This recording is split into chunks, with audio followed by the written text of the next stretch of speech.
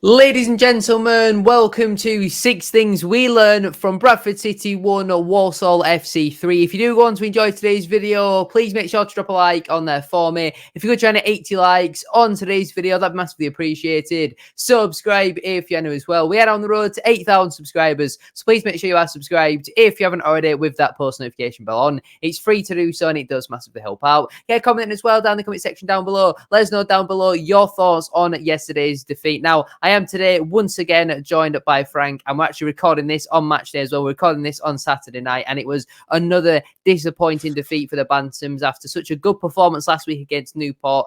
Tuesday was a bit of a free hit against Middlesbrough. We then come into this game against Walsall with lots of confidence. You know, they've got a couple of suspensions, injuries. We've basically got a full available amount of players to us. I think we've only got 3 injuries at the moment, and Richards has been good for us, and then Chapman and Oliver didn't really set the world on fire last season, so we were pretty much at full strength, and we put on a good performance for the first 20-25 minutes. It wasn't great. I'd give it maybe a 6 or a 7 out of 10, but then as soon as we scored, after that, we didn't look the same team. You know, they equalised just moments later. Lewis should do much better with that one. Oduor should do much better with that one. The second goal they score, scrappy, set piece, conceding from another set piece goal, especially a corner, is so disappointing. And then the third goal, I mean, Harry Lewis just gets absolutely bullied once again at another corner. And he is the first box that we're going to be discussing today. It's a red box, Harry Lewis, because it was a shocking game. There's an argument he could do better for all 3 goals. I think definitely the first and the third goal. The first one for me, he gets down far too slow, and we've seen this a number of times this season now where he's getting down to shots far too slow. And I don't know if it's his footwork, because I've watched the goal back a couple of times now, and he waits a couple of seconds while he's just standing there while the player's moving further and further. So that angle is then getting bigger and bigger because he's not moving along with it, and his footwork's too slow. He gets down too slow. The second one, there's an argument he could maybe do better with it, but because I think Ote is so close to him, I give him the benefit of the doubt for that one. But the third goal, again, another corner comes into the box. You've got a lot of height in there with Andy Cook, Stubbs, Platt, McDonald, Gilead. You know, we're not exactly a small team. And Lewis just gets absolutely bullied. And it's not the first time we've seen that from a corner or a free kick where he doesn't really look confident. He doesn't come out and claim it. I know he's not the biggest of keepers. He's not the most commanding. His distribution wasn't too bad today. But overall, I thought once again this season, it was a pretty poor game from Harry Lewis. And I think he has had more poor games than good games, which is a really frustrating because you need a good goalkeeper at any level, especially this level when we don't score too many goals. And I thought it was a bad day at the office for Harry Lewis once again this season. And we didn't have many last season. He certainly had a lot more this season. It has to be a red box for me. I agree with that. I think me and you touched on it. Not quite sure which video it is, but we touched on it. I think really that Barnsley rumour or that saga, if you like, really got to him. I think ever since that happened, I think even the Getafe game, he just didn't look the same goalkeeper that we saw last season. And you know, he's shown a few spells. He had a good save at Morecambe, but like these individual saves don't make up for the goals that you concede at the end of the day. It's not the first time he's conceded 3 goals this season either. He conceded them at Morecambe, and it's another poor 3 goals to concede. I think he could have done better with all 3, to be honest. I mean, the first one's really, really poor. I mean, it takes so long for him to dive down. It's virtually a pass across goal, and he just doesn't get down quick enough. The second goal, I think that's more of a defensive error than a goalkeeping error.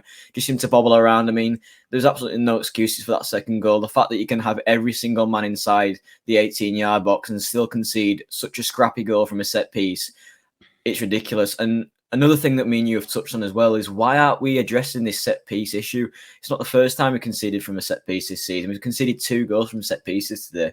And it just needed to be addressed sooner. This zonal marking situation system clearly isn't working, and we just keep implementing it week in, week out.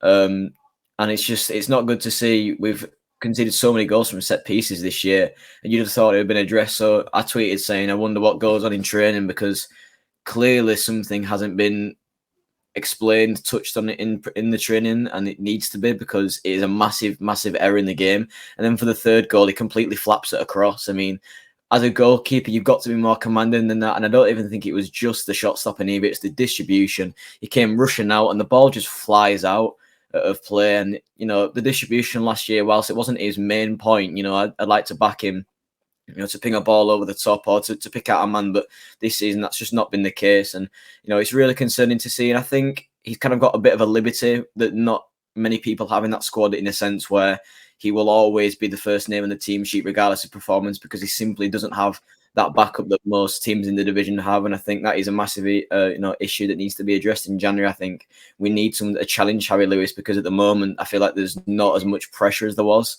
Because obviously there isn't someone who can step in and take his place. Obviously you have Heath Richardson, you have Colin Doyle, but how likely are they to get chances? In league football, it doesn't seem very likely. And I think January we need to start looking at a backup goalkeeper, because Harry Lewis has been poor for a number of weeks now and needs to change. Yeah, I think the goalkeeper issue is something that we've touched on previously. I think it might have been after the game against Morecambe, where obviously we went on quite a bit of a rant in that one. I don't think today's video will quite be that long, but it is a big error that I think we've made. Last season didn't really matter too much, because for 99% of the time, Harry Lewis was incredible and comfortably top 2 goalkeepers in the league. And then this season, he's had a number of errors which have led to goals. And it's so frustrating, because Colin Doyle's not going to play because he's nearly 40 now. Heath Richardson hasn't even had a loan move to someone like a Geyser yet, so he's nowhere near ready to be playing senior first team football. So Harry Lewis knows no matter how many mistakes he makes week in, week out, and he's not exactly a young goalkeeper anymore. He's an experienced senior pro. He's had a full season under his belt. He can't be going and making these mistakes all the time like what he is at the moment. And sometimes on like a corner and stuff like that. In fact, a lot of the time, the goalkeepers get the benefit of the doubt. So if he just charges out, cleans everyone out and gets a fist on it and punches it away, the referee is not going to point to the spot for that, especially when so much goes on inside the penalty area. They're very, very in favour of goalkeepers. Any slight contact normally on a goalkeeper gets given as a free kick. So Lewis should be coming out and trying to get something on it. Or he's got to then stay on his line and make sure if anything comes anywhere near it, he has to save. But we've always got a man on the front post and the back post. And somehow we're conceding so many goals this season from set pieces. We conceded a lot last season from set pieces. And me personally, I don't mind having everyone inside your 18-yard box if you do defend your set pieces properly, because you very rarely score from a counter-attack from an actual corner. And a free kick you can sometimes, because they don't tend to put as many players forward. But especially corners, if you're putting every man inside your penalty area, you simply have to be defending them much better than what we are. And I think going forward, we very rarely score from set pieces as well, especially recently. And that is also a big problem for us. But we'll move on then. Next up is Matty Platt. And I've gone with a yellow box for Matty Platt. He's not really been someone we've spoke about too much this season, but I think certainly over the last few weeks, I've noticed Platt's performances declined slightly. And today I thought, again, I wasn't overly convinced by Platt. On the ball, he looks so nervous, so poor. And sometimes he just tries to force the pass, because he'd rather play a bad pass than sometimes have the the attacker too close to him. And it is quite frustrating to watch, because Stubbs, while he did give it away once or twice today, on the whole, he's a very, very good ball playing centre half, is Sam Stubbs. And I've been really impressed for the 99% of games that he has played, especially in a back four. I think Stubbs is brilliant, but his partner for me is so up in the air at the moment. I know them two had a good defensive record last season, but potentially, I'm not really too sure why we've signed Jonathan Tompkinson. He now can't even get on the bench. He was on the bench for one game, came on for 5 minutes, and we've not seen him since. So I'm not really too sure what's going on there, if I am being honest. But Platt, for me, just looked nervous on the ball and wasn't exactly great defensively. So that is the reason why I've gone with a yellow box. Yeah, I agree with that. And touching on the Jonathan Tompkinson situation, what is he, 6 foot? He's pretty tall. He's like 6'3", 6'4", I think. And he's a pacey ball playing centre back, which from what we've been told as well. And you just got to, just trying to think why he's not getting a look in the team. I think definitely today we could have used him. And I definitely think it wouldn't hurt to kind of throw him in for the game on Tuesday at Tranmere. But yeah, I think a player like Jonathan Tompkinson definitely would have helped from set pieces. And, like you said, the ball playing issues was a massive, massive part of Matty Platt's play today. We definitely needed that final pass forward and, to kind of cut through and find a midfielder who could play it off. I think, even towards the last 30, 25, 20 minutes, we didn't even look like scoring. And that's a massive issue from the squad as a whole. You look at teams like Wrexham and other teams like that, you back them sometimes when they go behind to pull it back. But even at 2-1 at half time, I just knew we were going to get back into the game. And that's a huge issue in terms of the way we play football. I think it's not exciting to watch. And, with ball playing, I think you've just got to look at an attacking squad as a whole. That is exciting football. And if Matty Platt picked out his passes better today, we could have had more attacking chances. It all links together at the end of the day. Whilst I don't think it was Matty Platt's worst game in a Bradford shirt, I think he definitely could be doing better. And I think it's time we experimented with someone else, maybe even a Kieran Keller. He's a very, very physical footballer. We know that, and he's not the smallest player either. He's 6'3", so I think there's got to be personnel changes. Tranmere, while they are second bottom, they're going to be up for it on Tuesday, and they know how bad we are from the form at the moment. It's not been amazing for us, so I think they'll be well up for it on Tuesday, and I think some personnel changes are needed, and we've got to address the set piece problem as well. He was part of that defence at the end of the day who failed to defend at the set pieces, and I think you've got to look at the defence as a whole today, not just Matty Platt, but it was label it as a poor performance from the whole back line. But Matty Platt, I think after the red card at Mansfield, I think he got not long ago, he hasn't been the same towards the back end of last season, and I think this season he's definitely been declining, like you said. So not been amazing from Matty Platt recently.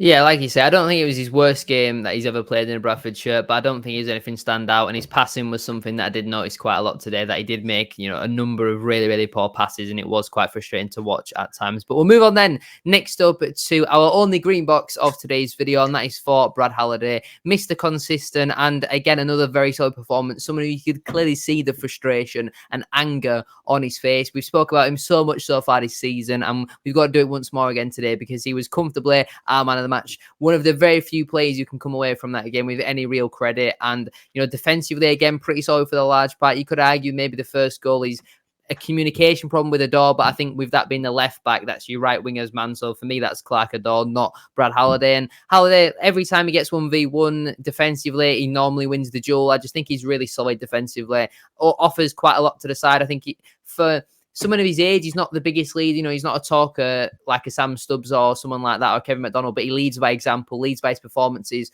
on the pitch. And ever since he's come in, really, I think he's been very consistent, and I think he's starting to get more and more appreciation by the fans now that the rest of the team isn't necessarily playing as well. But for me personally, I think it was a pretty solid game, once again, from Brad Halliday. And like I say, the only real person who can come away with that with any credit. So I'm going with a green box for him.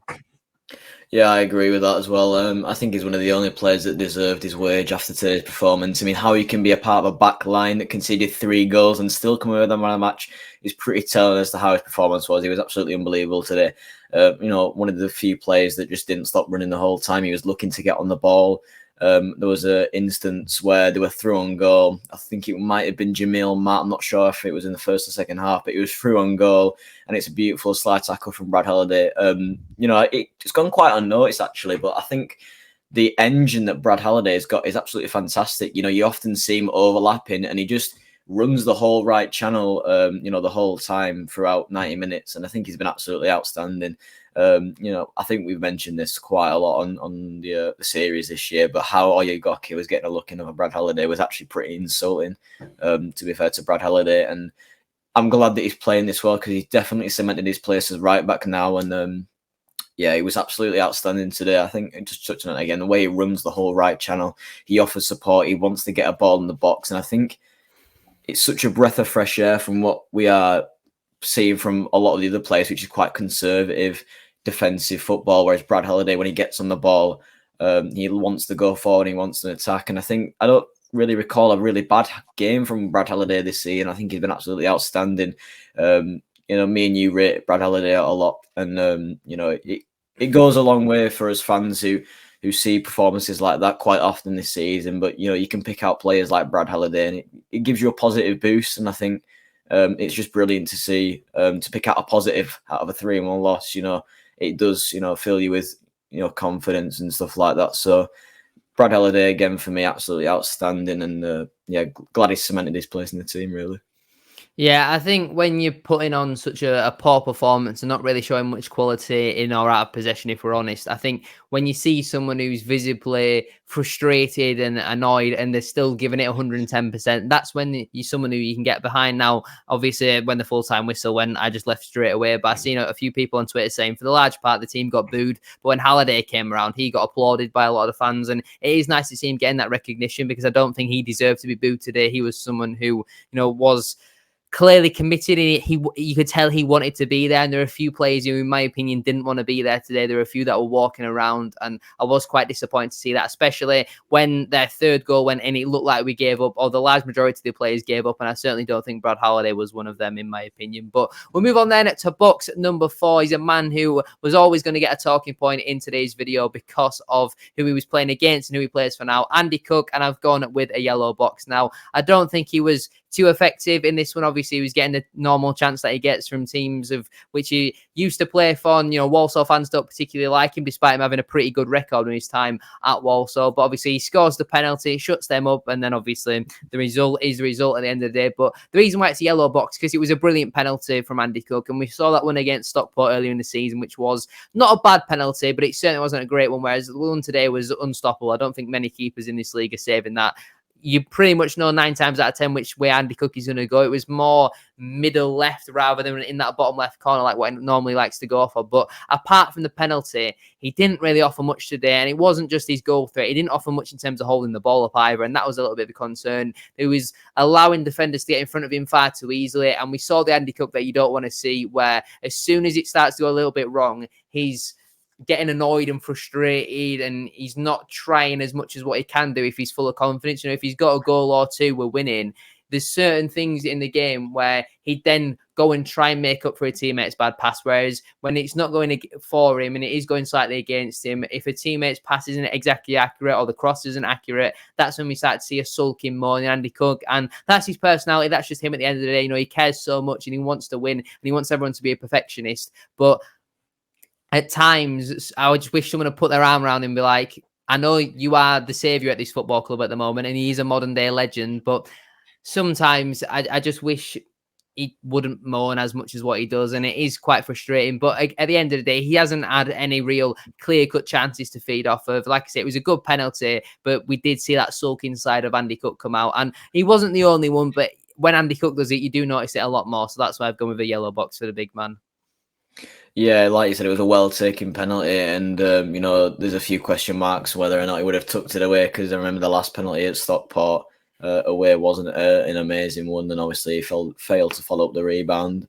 I think with Andy Cook, he's a player that thrives off confidence, and when there's just no confidence whatsoever, he simply just can't play football. We saw it before the injury as well. He failed to score in 5-6 games, and I think when the confidence isn't there, neither is Andy Cook. At Newport, he'd just come back from injury, he's starting. I think that's a confidence booster in itself. And then when he gets a goal and then he gets another, in that Newport game, it was absolutely unplayable. He was passing the ball off, he was making runs, and when Andy Cook is a confident player, and when he's in his stride, he's one of the best in the division. There's no doubt about it. But in games like today, where we went 2-1 down at half time, he just failed to get into the game. I felt like that was the case at Middlesbrough as well. Didn't really offer much, sulking around the pitch. And we've seen it with James Vaughan in the past, where bad attitudes don't get you very far at Bradford City. But with Andy Cook, I feel like there's a bit of an exception as well. But like you said, I think he does need that kind of arm around his shoulder at the end of the day to kind of fire him up a bit, and I think the crowd can also help with that a bit. You see a lot of the Andy Cook chants that happen even when he wins some sort of a corner or he has a shot, which is good. And I think he's a player that needs confidence to play well. And when the teams lose, and it seems like he kind of wants to drag it down with him. So after that penalty, I thought he didn't really offer much either. I wonder what your thoughts are on it. Do you think he needs a strike partner up there with him? Obviously, we've got some wingers that are starting to play now as opposed to that 5-back formation. So do you think there needs to be another partner up there, not just to help him in a playing sense, but also like a mental, psychological sense? It's hard, because one thing I would say first is I don't think it's a bad attitude. I think he's more just very emotional, and sometimes his emotions do get the better of him, but I wouldn't personally say it's a bad attitude. In terms of the partner thing, it's hard because we've clearly got a lot of talented wingers and midfielders like your Pattersons, Walker on his day. Tulloch's looked very good since coming in as well. Oduor has had some bright spells, but Smith's also a very good striker. They haven't really worked yet. They would look like they're going to be the modern day Hanson and Wells, but Smith is more doing a McLean at the moment. You know, I don't think he's getting many chances, but he's not exactly set the world on fire. Cook, for me, I just don't know what the answer is, because I think he wants to be the main man, and sometimes it'd benefit him to have a partner, and sometimes I don't think it would benefit him to have a partner. So it is quite a tough one, because you don't know what games it's really going to suit. Like last week against Newport, I think it was good that he was left with them two centre-halves, because he could deal with them both on his own. But sometimes, like today, when they had two man-mounting centre-halves, he could have then done with someone like a Smith to run in behind and stretch them defenders, because they were quite slow. And it's just about tactical know-how. So, you know, you see it sometimes with managers who, this is the tactic that we're going with, and I don't care who we're playing against, this is the tactic. Then you've got other managers who go with different formation systems and tactics depending on who the opposition is, and I think they're the ones who are generally more successful, unless you're someone like I don't know, Pep Guardiola, who's got an infinite money chest, and you can go out and sign all the best players to fit all the different systems and tactics. But Cook, for me, I think he just got really frustrated. And like I said, I don't think it was a bad attitude. I think it was just a case of his emotions got the better of him. But we'll move on then to our penultimate box. It is another red box, this time for Clark Oduor. He hasn't really set the world on fire so far in a Bradford City shirt. He's had some good moments, some good spells, but recently I can't say I've been massively impressed. Last week against Newport, I thought he was good, but out of all our attacking players, I would say he's probably our least influential. I don't think worse would be the right thing to say, but definitely least influential. Today, though, he was bad. He was really, really bad. He was greedy, a lack of quality, a lack of end product, and I wasn't impressed with Clark Oduor at all. If he'd have been subbed off at half-time for Wilson, I would definitely been on board with that. I'm not too sure why Wilson didn't come on. When we made our substitutions, we went to a really weird formation. I genuinely, even now, couldn't tell you what that formation was. We had we basically had, as four defenders, McDonald, who's a holding midfielder, or Ugoke, who's a right wing back. Then you had Walker and Patterson. Walker was playing as a left winger, but Patterson was playing as a number 10. And then you had Andy Cook and Tyler Smith up front. So it was really, really confusing, whatever Matt Hughes was trying to play. And like I say about Oduor, bad game, really, really bad game. And I think the next one against Tranmere on Tuesday, I'd like to see Adam Wilson get the start. You know, there was a lot of talk about Bobby Poynton pre-game, him not even being involved in the squad. And I think based on performances recently, you know, I tweeted about it, I wasn't too against that. I like Poynton. I think he's a good player, but I don't think he'd done enough to keep himself. Maybe he could have maybe done enough to keep himself on the bench potentially, but I'd like to see a little bit more from Wilson, if I'm being honest. I think he's a bit more direct rather than Poynton's much more of a keep the ball type of winger. Poynton's a bit more like a Grealish, whereas Wilson is more of like someone who wants to get at players and take players on. And Oduor, for me, didn't do himself any favours. I think he can't be starting on Tuesday, if I'm being honest. And I've gone with the red box. I just thought overall he was really, really poor. But a number of players were, but Oduor for me was really particularly poor. Yeah, he was just the winger today that played with the handbrake on. He just didn't seem like he knew how to take on defenders. And it's such a contrast as what we saw in the opening few games. I thought it was really good. You know, he's a quick, agile winger who likes to get on the ball and take defenders on. And it was just the complete opposite side of Clark Oduor today. He completely played with a handbrake on and just, like you said, he was really greedy with it as well today. Halliday made his overlapping runs as usual. He just didn't seem to want to pass the ball. He wanted to go for glory himself. And you know what? I'm surprised he didn't get dragged off at half-time. And Adam Wilson has shown some really good signs. He came off at Harrogate, who was really, really good. And, you know, he attacked the defenders and he was skillful on the ball. He put some good crosses in. And I'm not sure why he didn't bring him on at half-time. And he just didn't seem to get a sniff today, and it kind of begs the question why. I feel like we needed someone like that today. And like you said, with stretching two-man mountains, you know, to give Andy Cook a little bit of freedom, it was definitely something that I think we wanted to see, really, with Adam Wilson. You know how quick he is and how skillful he is. And I think he definitely could have benefited not just the team, but Andy Cook as well. So, yeah, it was a kind of a baffling one to me. And I think the Kenya manager said it as well. I was just listening on the BBC Radio Leeds, and there was a lad called Jack on, and he was talking about how when he played for Kenya, he got brought off the bench, and then dragged off after 22. And the Kenya manager kind of said the same thing what I was saying, in terms of he was playing with the handbrake on and didn't really want to attack. And I think there must be some sort of change, because it's, like I said, it's not the Clark Oduor that we saw at the start of the season, and we simply don't really have time. And we're about a quarter of the way through the season. You know, come half time at Prenton Park on Tuesday, we will be a quarter of the way into the season.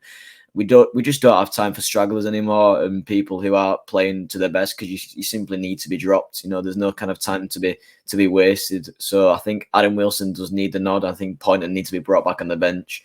as well, just as an outlet. You know, if things aren't going right, I think Adam Wilson and Bobby Pointer are different wingers, like you said. So I think if things aren't working, you can kind of bring one another on. It kind of switches it up a bit in terms of the way we want to play. So I think Adam Wilson needs to get the nod on Tuesday, and I definitely think he deserves it as well from the performances we've seen.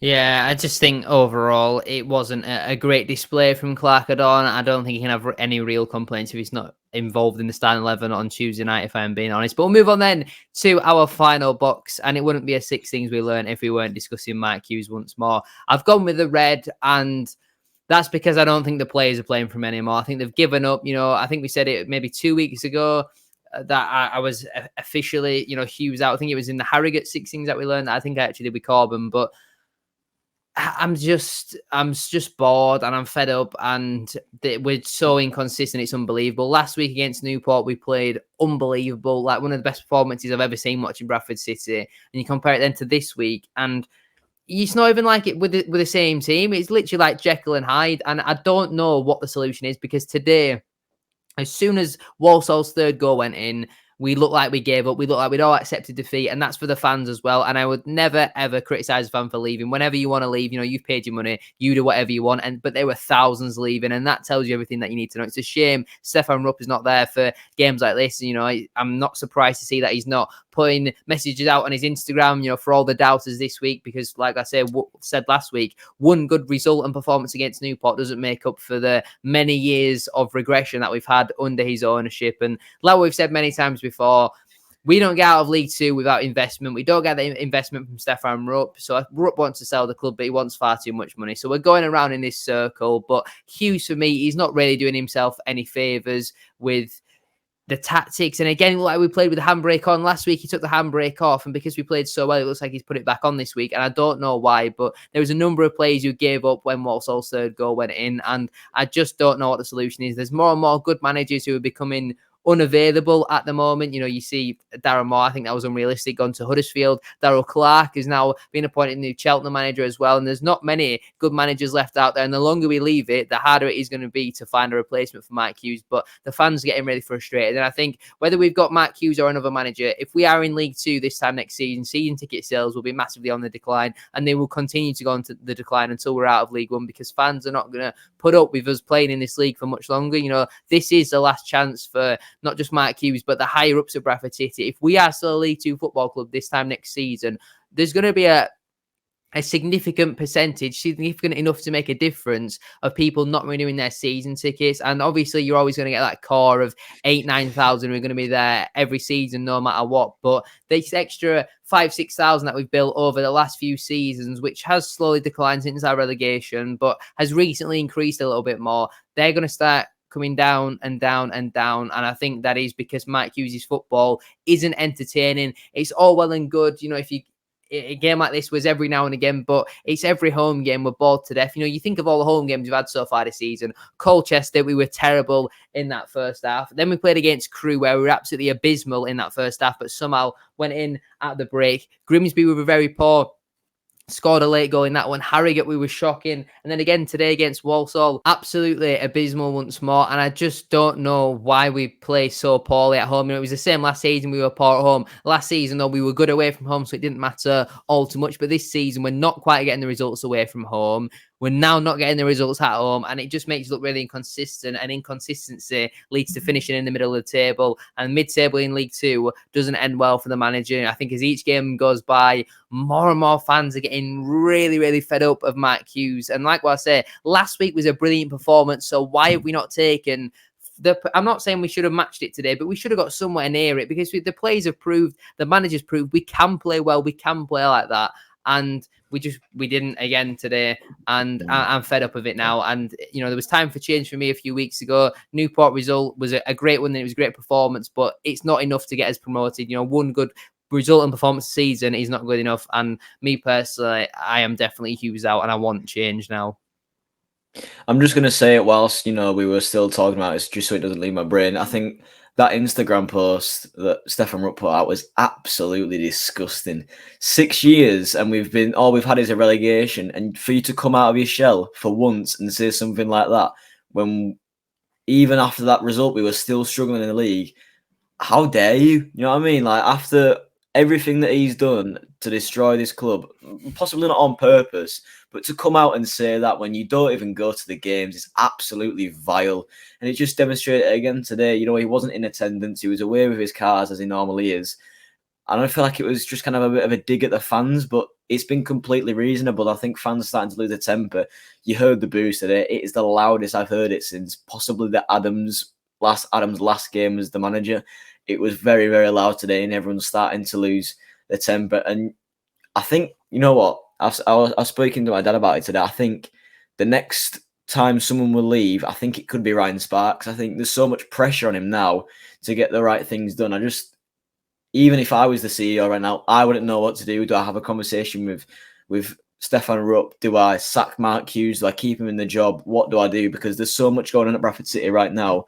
I wouldn't know what to do. And I think it is time to start kind of doing the protests and making our voice heard. But we just don't seem like a club to do that. I've not really seen, even in the past when we were going bust, I didn't really think we made any sort of noise about that either. So we don't seem like a club like a Tranmere or a Reading or a Bolton that will protest, or a Scunthorpe, if you will, to go out and protest. And I definitely think something or some sort of movement needs to start, because we simply are regressing season upon season, and we aren't going to progress until Stefan Rupp sells up. And now touching on Mark Hughes, I think he just got to resign, to be honest. I mean, yeah, I don't even know if this is a solution, to be honest. I mean, I'm just so baffled with what's going on at the moment. I don't even know if that's the right decision. Like you said, Darrell Clark just got appointed as the Cheltenham manager.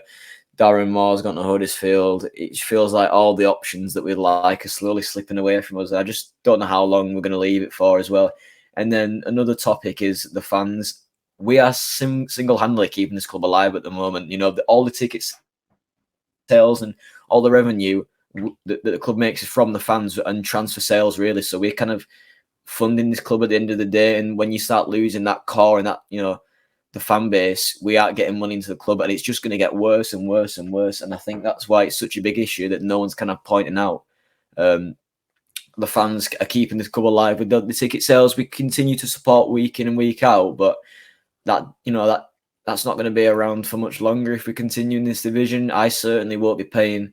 Well, obviously I don't pay for my season tickets, but as I said, we won't be going to the suites and the stuff that we do on match days anymore. We won't be giving that kind of money to the club, and I understand where he's coming from, because it isn't good enough. And why would we pay this hard-earned money week in, week out to watch it? It's not good enough, and I honestly don't know where we go from here. I feel like we kind of do this run every few games now, but something needs to change. I don't know where it begins or where it starts or where it even finishes either. There's so many issues right now, and something has to change, whether it's the owner, whether it's the CEO, or it's the board, the manager. As soon as something starts, I feel like it'll have a domino effect and we can finally regain our club back. But there's a lot of issues. I think this is the new low point. I think this is the breaking point for me. I think Mark Hughes has to go. I just want to touch on a quote as well I've got up here from that Simon Parker tweet earlier from Mark Hughes, and he said, "There are always boos when we lose. We have to accept that." And this is something that I quote retweeted, and because I personally don't think this is true. Every time that Bradford City lost under Stuart McCall in the 16-17 era, or under Phil Parkinson, I know we didn't have the greatest start under Parkinson, but for the large majority of that, I don't really remember many games where they were actually booed off of. And just because you lose doesn't mean you get booed off. It's about the performance. And it feels like we're talking such a massive contrast to last week. And I know in football there's a saying of don't get too high when you win, don't get too low when you lose. But the performances play such a big part, and they're a big factor in how fans react and perceive the game. This is why I think last week we were so positive and this week we're so negative, because last week was really positive and they deserved credit, but this week it's been so negative. Again, they deserve the stick and they deserve criticising for that. And I just think he comes out and he says stupid things. And again, Ryan Sparks came out the other day, and I can't remember off the top of my head, but I just thought that I was like, I don't really know what the best thing for Ryan Sparks is to do, because obviously if he doesn't say anything, then he'll get, called absent like what Stefan Rupp is. But then when he does speak, a lot of the times, and I don't think, BBC, West Yorkshire, or whoever it is who puts the tweets out, and every time there's always a quote, and that quote always gets screenshotted and it gets reused. The most famous one is obviously the mediocrity one, and there was that one that he did with the club interview about having a leaner and meaner squad, and we've got the exact same size as what our squad was last season, or especially towards the end of last season. So there's just so many contradictions that sometimes happen at Bradford City, and like what I say, Mark Hughes, for me, I don't think he is the man who will take us up. I think there is some good managers out there who are available at the moment, but I don't think he will be sacked. I think he'll definitely get at least Tranmere, because the club probably see that as an easy win because of how poor Tranmere have been. But there's no easy games at this level. And even if we beat Tranmere, it doesn't, we're still nowhere really near where we need to be. Where Bradford City at the end of the day, we should be at least in that top 3 at the absolute minimum. And from what I can tell you from this season, I think regardless of who the manager is, in my opinion, I don't think we'll be anywhere near that. No, definitely not. And, how many managers have tried and failed at this level? It just, we've alluded this, I think, once before. It was at the Morecambe game, I think. I'd love to know what this deep lying rooted problem is, because it's clearly been a thing and been some sort of issue for a number of years, because how many managers with unbelievable pedigrees have tried and failed? Derek Adams came to Bradford City. He'd either won a cup or he'd been promoted with the teams that he'd managed, and he's come to Bradford and he got sacked within a few months. I mean, that goes to show that there is clearly a deep lying problem, and it could be staring us in the face. It could be Stefan Rupp that is the problem, or it could be something else. But I think that problem needs to be addressed as soon as possible. And Ryan Sparks needs to make a statement of intent here by either sacking the manager or really having a word with Stefan Rupp about this. And I think when he does, speak to Rupp, I think it should be publicised. I think we need to have some sort of fans forum, or Rupp needs to come and make a statement, because sitting there and doing nothing about it is just going to make it worse, especially after that Instagram story that still annoys me to this day. I mean, you can't just say that and, not follow up the next week. There's just a lack of kind of ownership, really, not even just for Stefan, but there's a lack of real. There's nothing from the higher up, and I think there needs to be more contribution and needs to be more transparency with fans about the problems that are going on, and we can't just keep brushing it under the rug and stuff like that, or if that's the correct terminology for it. But like I said, I don't know where the change needs to be, but as long as there is a change in some sort of department, I think we can finally start to regain the club again. I don't know where we go from here. I'm starting to lose words for it. I think even that Morecambe game was pretty telling as to how the season was going to go, and it just doesn't seem to be getting better. That Newport 4-1 win was a complete flash in the pan, and it just doesn't excuse it. And even if we win at Tranmere, nothing changes for me. I'm still Hughes out. You've just got to start building on these very rare wins. Every time we get a win, we don't really seem to back it up the next week, and it just seems to be a completely different kind of style of play. And I don't know how much longer I can take of it, to be honest. I could easily just stop going next season. Of course, I'll always be a Bradford City fan, but I don't want to be involved in this kind of stuff with Stefan Rupp still here and we're still regressing and stuff like that. I'd much rather go and ground hop every week and then enjoy football, because that's at the end of the day, that's why we all, come down and pay the money. We want to watch good football, we want to watch an entertaining game, and if that's not what we're seeing, then why should we pay the money every week, especially with where that money's going as well? It's just been put to no good use, and I'm starting to lose patience with everyone involved.